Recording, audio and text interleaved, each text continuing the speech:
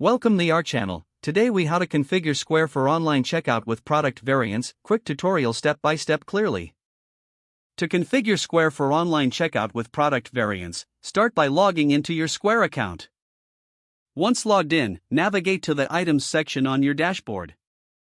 Click on Item Library to view your existing products. To add a new product, click on the Create Item button. Enter a name for your product in the designated field. Next, add a detailed description to inform customers about the product. For product variants, scroll down to the Variants section. Select Add Variants to create multiple options for your product.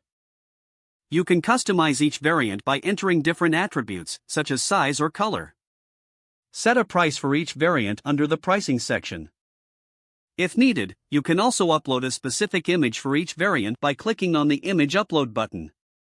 Make sure to specify the stock quantity for each variant to track inventory accurately. Once all the variants are set up, click Save to finalize your product configuration. Next, navigate to the Online tab in your Square dashboard. Select Online Checkout from the drop-down menu. Click on Create a Checkout link to start setting up your online checkout. Choose the product you just created from the list of items.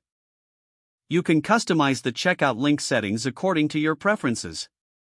Make sure to enable the option for customers to select their desired variant during checkout.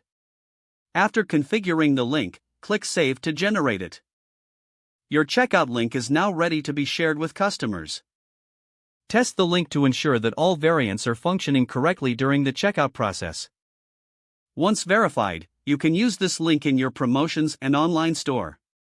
With these steps completed, your Square account is now configured for online checkout with product variants. If the page does not load, refresh the browser or try again in a private or incognito window. Make sure you are using the correct email address, then retype it carefully to avoid small typos. If your password is not accepted, use the reset option and create a new strong password you can remember.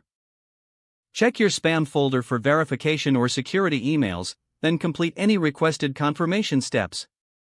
Don't forget to like this video and subscribe to our channel for more step-by-step tech guides.